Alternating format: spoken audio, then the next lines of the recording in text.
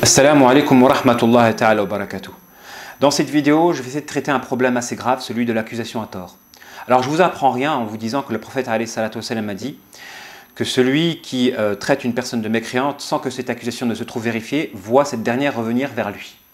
Donc accuser une personne à tort, à la légère, c'est prendre le risque de voir cette accusation se vérifier sur soi.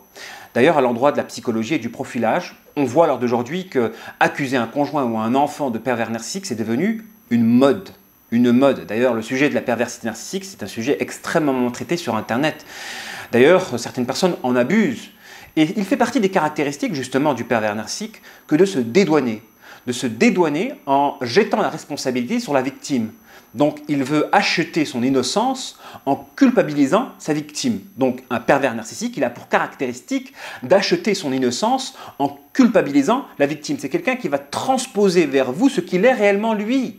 Donc, il faut se méfier des gens qui accusent à la légère une personne d'être un pervers narcissique parce qu'il faut croire que, comme dans la tradition à l'endroit de la mécréance, généralement, une personne qui accuse à tort quelqu'un d'être un pervers narcissique, alors son accusation va revenir vers lui. Alors il est important de traiter ce sujet. D'ailleurs, à l'endroit des enfants, personnellement, pour moi, quand je vois un parent qui traite son enfant d'être un pervers narcissique, pour moi, c'est le parent qui est pervers narcissique.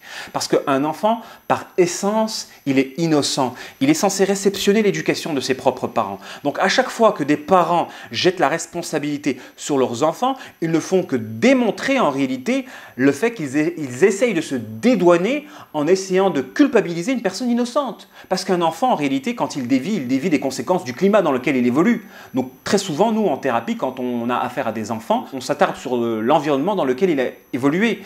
Et très souvent, ce sont les parents qui sont responsables justement de la déviance des enfants. Jamais un enfant n'est déviant par lui-même. Très souvent, c'est lié aux parents ou aux relations toxiques que ses parents peuvent avoir. Donc quoi qu'il en soit, en tout cas à l'endroit d'un enfant, accuser un enfant d'être un pervers narcissique, c'est démontrer sa propre perversité. À l'endroit du conjoint ou de la conjointe. Parce que c'est devenu une mode d'accuser une personne d'être un pervers narcissique. Et mon objectif en réalité dans cette vidéo-là, c'est de dénoncer les gens qui accusent à tort une personne d'être un pervers narcissique. Et vous trouvez des gens qui manquent de scrupules parmi ces prétendus psychologues qui vont aider leurs patients à accuser leur conjoint d'être un pervers narcissique. Ou des personnes de mauvais conseils qui vont vous dire « Tiens, tu vas faire un pervers narcissique ». Un pervers narcissique, c'est devenu vraiment des accusations à la légère. On traite une personne de pervers narcissique sans que cette accusation se trouve vérifiée. Alors notre prophète alayhi salatu wassalam a élaboré une règle fondamentale, celle de ne jamais porter un jugement tant qu'on n'a pas écouté les deux parties de la même manière. Alors quand vous avez quelqu'un qui vous conseille et qui vous encourage à accuser votre conjoint d'être un pervers narcissique sans qu'il n'ait convoqué cette personne pour pouvoir l'apprécier de visu, vous avez affaire à quelqu'un qui est de mauvais conseils et qui va vous désorienter, vous induire en erreur dans le jugement. Donc quand vous avez une personne qui d'emblée vous dit que votre conjoint est pervers narcissique sur la base de votre appréciation personnelle, alors dans ce cas-là, il commet une faute très grave. D'ailleurs, il faut aussi que vous-même vous soyez nickel. Parce que admettons que vous seriez égocentrique. Égocentrique dans le sens où toute personne qui vous blesse, elle est automatiquement diabolisée des conséquences de votre égocentrisme. Alors à partir de là, votre appréciation ne vaut plus, puisque des conséquences de votre égocentrisme, vous allez fausser le portrait, puisque toute personne égocentrique, quand elle est blessée, elle aura tendance à diaboliser la personne qui l'aura blessée, quand bien même elle serait elle-même responsable de sa propre douleur. Vous avez des personnes qui sont responsables de leur propre souffrance, et en face, vous avez des gens qui agissent par réaction.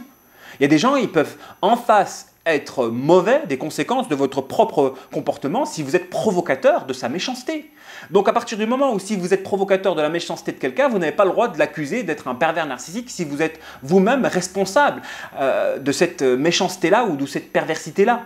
Donc ça aussi c'est important parce qu'un pervers narcissique, il l'est de manière intrinsèque, indépendamment de vous. Il n'est pas de manière circonstancielle. Ça c'est important de le préciser. Donc il faut, avant de juger ou de porter un jugement, écouter les deux parties de la même manière et s'assurer que la personne qui se plaint ne soit pas égocentrique dans son appréciation des choses. Ça, c'est important. À partir du moment où vous sollicitez une personne pour vous aider, vous orienter dans l'appréciation de quelqu'un et que cette personne-là ne vérifie pas ces deux caractéristiques-là, donc elle s'assure d'écouter, comme elle vous a écouté, l'accusé en question, et ensuite elle s'assure de vérifier que vous n'ayez pas une appréciation égocentrique de la situation. Si la personne que vous sollicitez ne s'attelle pas à vérifier justement ces deux conditions-là pour avoir un jugement objectif, alors elle ne mérite pas d'être sollicitée. Donc je rentre dans le vif du sujet parce que mon objectif en réalité à travers cette vidéo-là, c'était de dénoncer justement les gens qui encouragent à l'appréciation, à l'accusation à la légère ou à tort. Parce que l'accusation peut être très grave. Donc à l'endroit de la perversité narcissique et de la double facetterie, les trois caractéristiques par lesquelles on les reconnaît, ça c'est important de les connaître. Les gens vont accuser une personne d'être un pervers narcissique sans connaître les caractéristiques qui permettent d'accuser. Donc la première des caractéristiques, c'est l'égoïsme. 2, la seconde des caractéristiques, c'est l'ingratitude. 3, la troisième des caractéristiques, c'est la manipulation, l'hypocrisie, la tromperie. Donc il faut que la personne soit égoïste, c'est-à-dire qu'elle vous considère comme un objet pour réaliser des intérêts personnels. Donc, à partir du moment où vous apportez des choses, elle vous considère. Si vous n'apportez rien, elle vous déconsidère, elle vous oublie. Donc, c'est la première caractéristique du pervers narcissique. Il vous considère en fonction de l'intérêt que vous pouvez apporter, que ce soit de l'argent, un toit, des intérêts éphémères, mondains de la vie d'ici-bas, ou que ce soit des plaisirs illicites. Parce que dès qu'on rentre dans le cadre du halal, on ne peut pas parler de profit. Ça, c'est important. Et généralement, quand une personne parle de profit à l'endroit du cadre du halal, cette personne-là commet une faute très grave d'alliance avec le démon. Donc là, je parle d'exploitation égoïste, quand une personne vous exploite égoïstement en vous déconsidérant. Et c'est pour ça que là, on rentre dans la caractéristique numéro 2, l'ingratitude. Un pervers narcissique est ingrat. C'est-à-dire que le bien que vous lui donnez, lui, vous rend du mal, de la déconsidération, voire de la violence. Il est ingrat.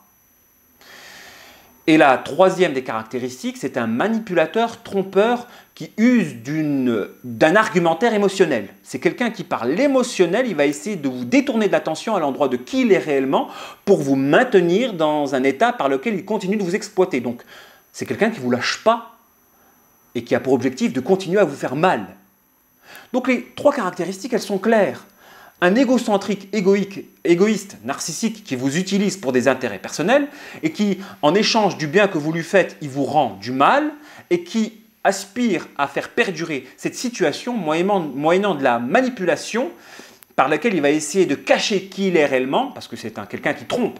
Un pervers narcissique, c'est quelqu'un qui trompe, c'est quelqu'un qui a en réalité une relation passionnelle avec son propre démon, moyennant l'adoration qu'est la tromperie. C'est quelqu'un qui ne peut pas se passer de tromper. À partir du moment où il est démasqué, il n'a plus de goût de vivre. Il n'a plus le goût de vivre. C'est quelqu'un qui adore son propre diable, qui est en lui moyennant la tromperie. Donc je le répète. Et à partir du moment où il est démasqué, il n'a plus le goût de vivre. C'est pourquoi il ne peut pas reconnaître qui il est. Donc un pervers narcissique ne reconnaît pas ses torts.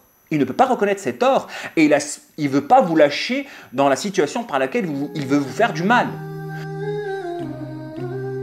Donc à partir de là, quand vous tombez sur une personne qui pense à vous plus qu'il ne pense à lui, donc il n'est pas égoïste, qui donc prend des décisions par rapport à l'intérêt général de la situation, qui n'est pas ingrat et qui vous considère et qui vous fait même du bien, il faut observer la situation à travers un œil global, qui argumente à travers un argumentaire rationnel et qui ne vous colle pas, tout simplement ne vous colle pas, n'aspire pas à vous coller pour vous faire mal, alors ce n'est pas un pervers narcissique. Point. Ce n'est pas parce qu'une personne vous a fait du mal qu'il est pervers narcissique. Parce que sinon, vous allez accuser une personne à tort et cette accusation-là va se voir revenir vers vous. Attention, parmi les caractéristiques de la perversité narcissique, c'est l'action de se dédouaner en culpabilisant l'innocent, en essayant de culpabiliser la victime. Donc dès que vous avez quelqu'un qui aspire à acheter son innocence par le fait de rendre coupable un innocent, il rentre dans la caractéristique des pervers narcissiques. Mais il faut que toutes les caractéristiques se vérifient. Un, égoïste, qui n'apprécie la situation qu'à travers ses intérêts et qui va en vouloir à toute personne qui ne le considère pas. 2, ingrat, qui rend du mal au bien que vous lui faites ou qui vous déconsidère. 3. Manipulateur qui aspire à faire perdurer une situation toxique pour vous, moyennant un argumentaire émotionnel par lequel il veut détourner l'attention et vous enchaîner dans une situation toxique. Tout cela pour cacher qui il est réellement, puisque un pervers narcissique en réalité est une double facette qui nécessairement a deux vies, et ces deux vies ont deux espaces dont il ne veut pas que vous soyez à l'intersection de ces deux espaces-là, parce que si vous êtes à l'intersection de ces deux espaces-là, vous pourrez savoir à qui vous avez affaire.